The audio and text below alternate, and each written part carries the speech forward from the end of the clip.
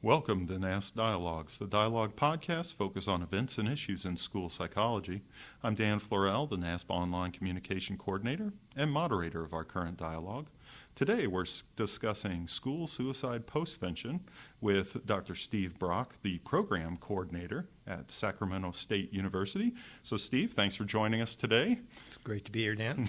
Bright and early. Yeah. And so let me ask you, we'll just launch right into it. How is suicide postvention a unique form of crisis intervention?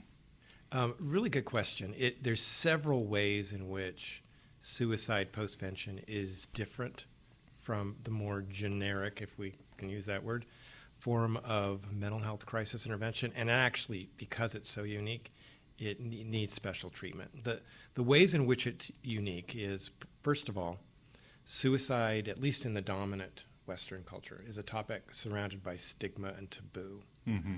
So what we have when we're helping students, staff, cope with the sudden unexpected loss of a friend, a relative, a teacher by suicide is we have a group of people who are not only suffering incredible pain of a loss and a sudden unexpected loss at that, but also are oftentimes really uncomfortable talking about it because of the stigma and the taboo that surrounds suicide.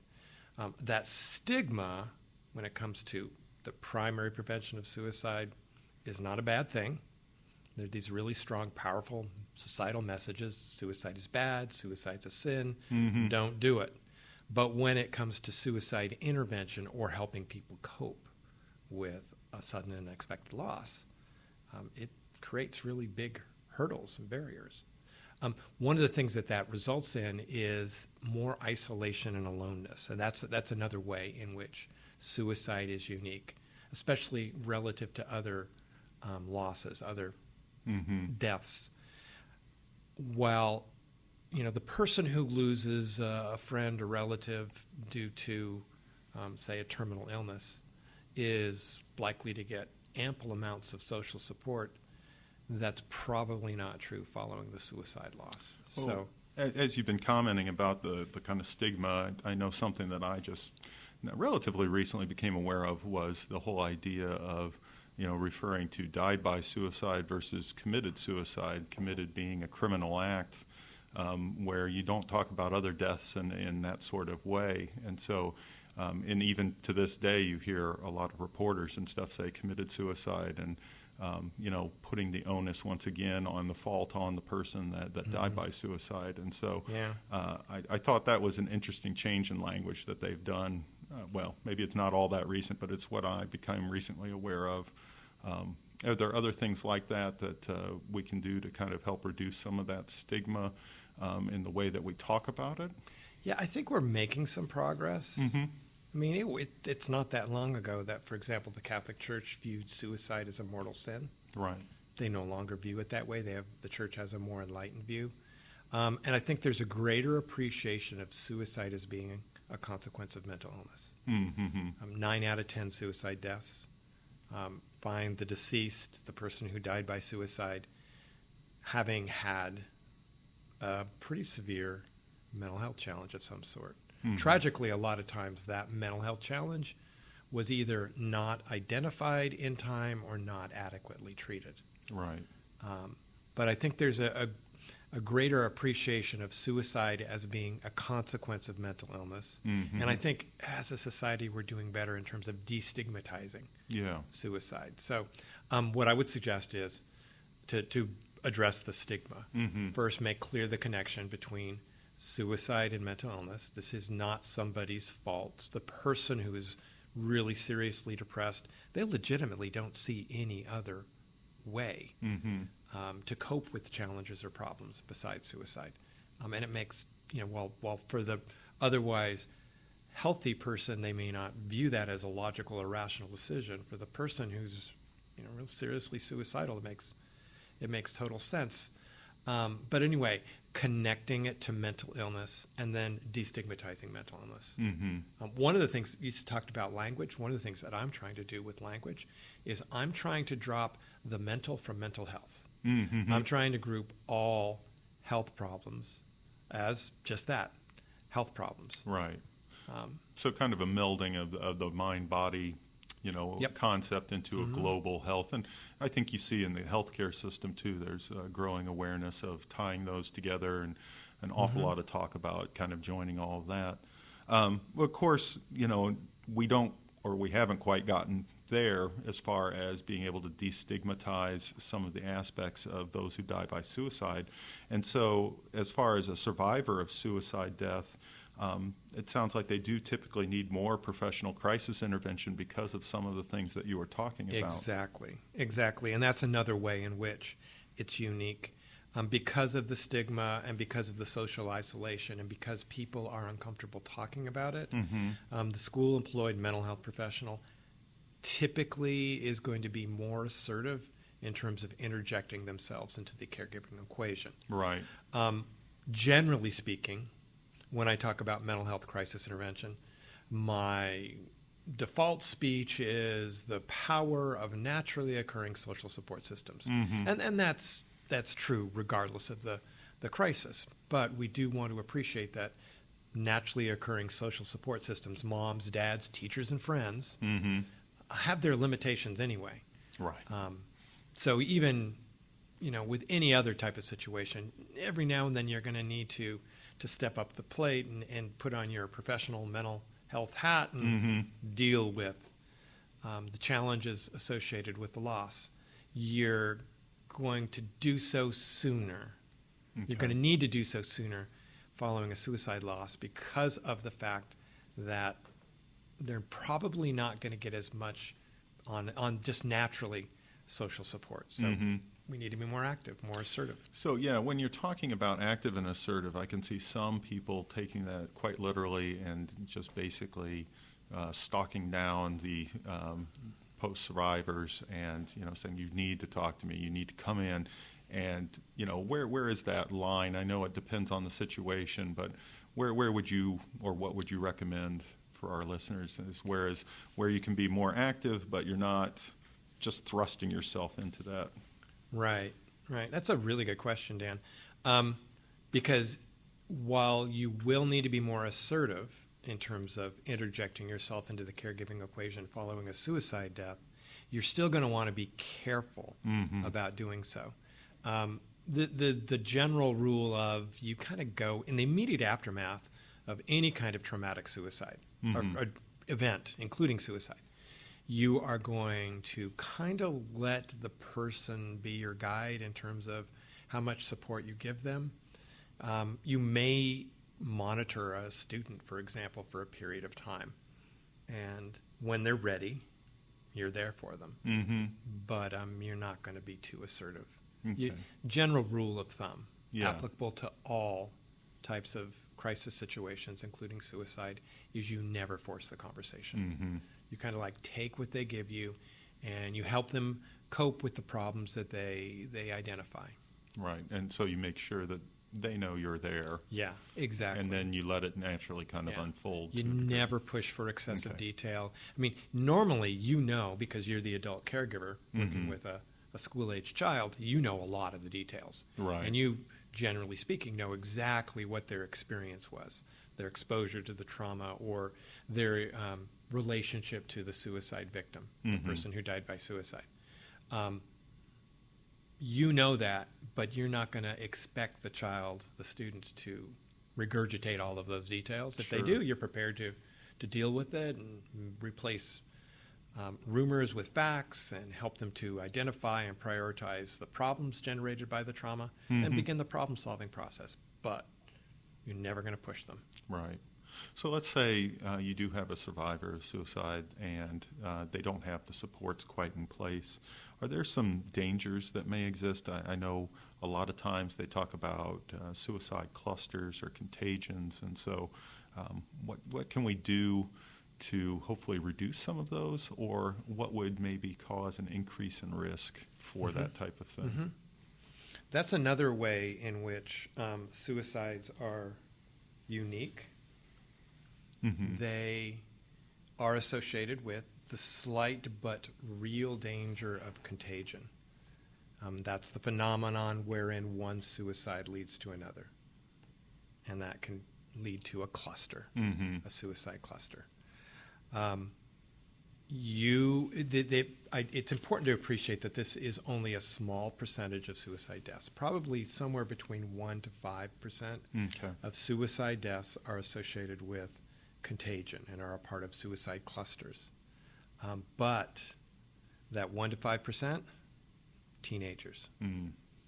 young adults. So it appears the younger, developmentally speaking, the person is, the more susceptible they are Right. to suicide contagion. So while it's not, in the grand scheme of things, accounting for a large percentage of suicides for the school-employed mental health professional, Mm-hmm. it is a real issue. And it does create unique challenges and is one of the reasons why suicide postvention is a special form of crisis intervention. Perhaps most importantly, you do, with other types of traumatic circumstances, kind of let a child's questions be your guide. Mm-hmm. And you, even with really sometimes disturbing details about the traumatic event, you'll give them the facts. Right. You don't unnecessarily, without being asked, tell them a potentially frightening crisis detail. But kind of like the rule of thumb is, facilitate cognitive mastery. Mm-hmm. Help the child, help the student to obtain a reality-based appreciation of exactly what has happened. A lot of times these events are so overwhelming, so unusual, the child really has problems processing it. Right. So they're asking questions, you're answering. Mm-hmm. And even the difficult ones. That's not true with suicide. With suicide, we're very careful not to give excessive details, particularly about the method of the suicide death. Oftentimes, it's just sufficient to say they died by suicide. And with teenagers, when they say, so how did he do it? Yeah. My standard response is, we're not going to speculate on how your friend died. The death has been ruled a suicide, and it's not helpful for us to talk about that because sometimes that can lead to other people imitating or copying. So I'm honest. I'm up front with especially the adolescent about why I am not going to get into cause of death. Right. So the method in these clusters, they do tend to mimic one another versus just, Yeah, that's suicide more. that's one of the variables that public health officials would use to identify the presence of a cluster. There was one not too far from where I live where over and over and over again kids were jumping in front of trains. Ah. So it was the exact same Mhm. method. So you never really know for sure the extent to which contagion was involved in subsequent suicides, but Right. timing is a big issue. Suicide is actually relatively rare. Now, suicidal ideation behavior is frighteningly common, Right. especially among adolescents and young adults. But suicide deaths are actually relatively rare. And the typical, say, 2,000 student high school in the United States would only expect, statistically, on average, a suicide death every 6 years. Mhm. So if you get more than 2 in a year, there's a chance, that's unusual, Mhm. there's a chance it could be related to suicide contagion. Mhm. And again, what you look at is the method. Was it similar? Did they copy the previous suicide? And also the relationship to the victim. Mm-hmm. And is it usually the closer to the victim, the higher the risk factor, I would assume? Yeah. That kind of correlation. Okay. So what does it mean when one says suicide is contagion only if students know about it? Ooh, another really good question, Dan. What we're getting at here is we don't want to unnecessarily bring into the school news of a suicide death. We don't want to make a mountain out of a molehill.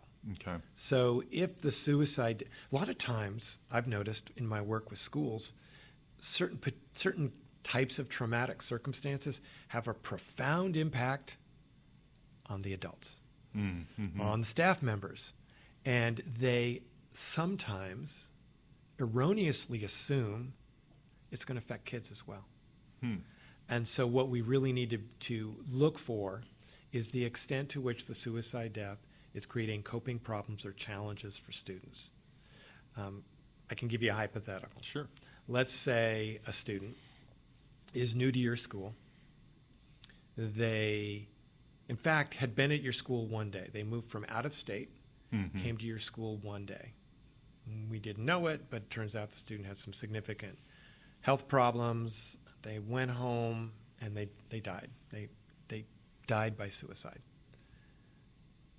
That is an example of a situation where, unless we explain to kids why that student who was here was one day, died by suicide, there's a good chance it will never be reported.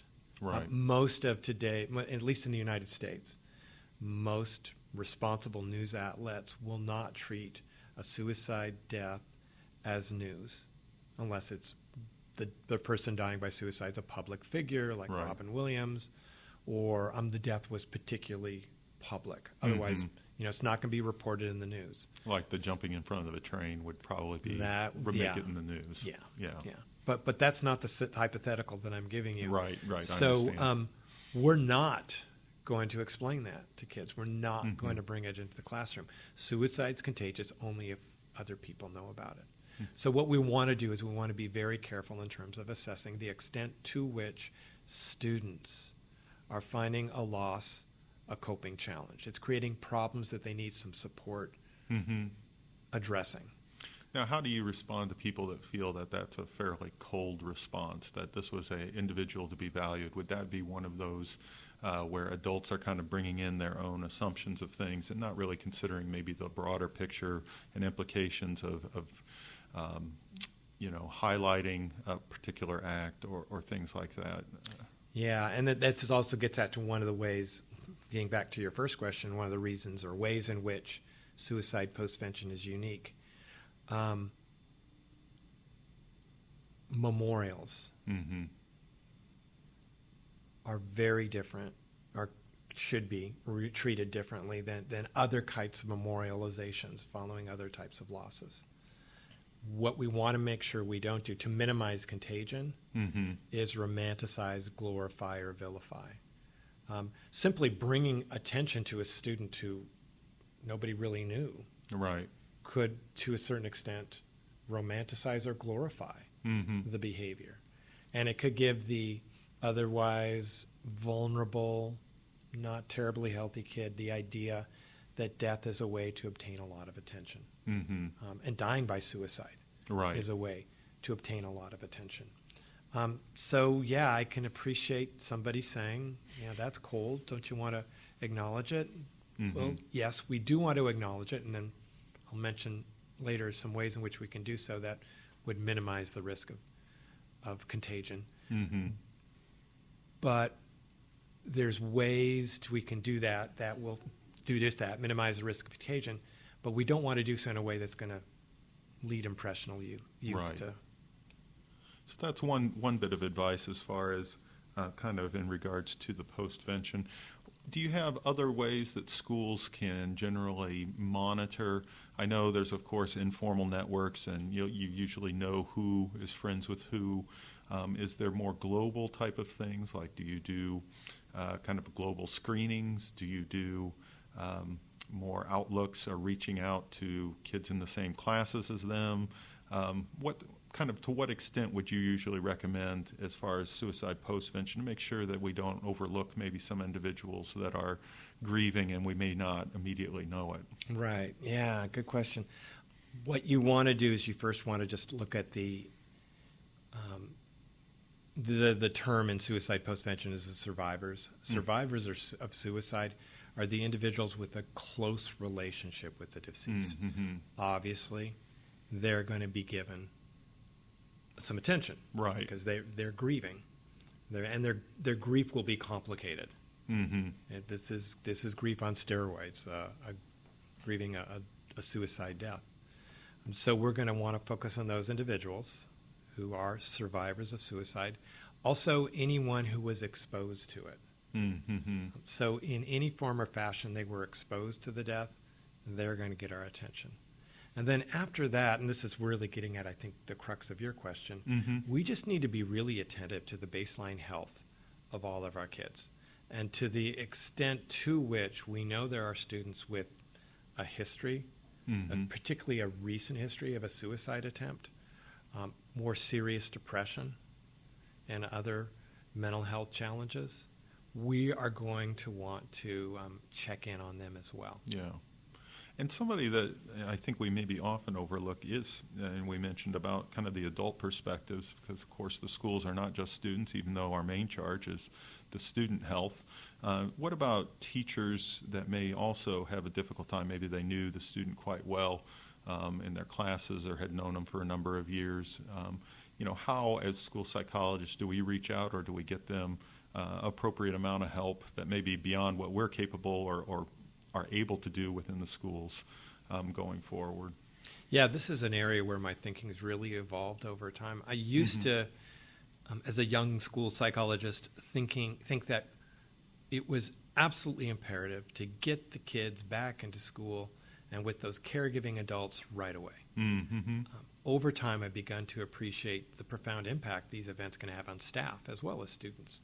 And so actually, my orientation now is one wherein I'm going to focus first on the adults and make sure that they're in a position to fill that caregiving role.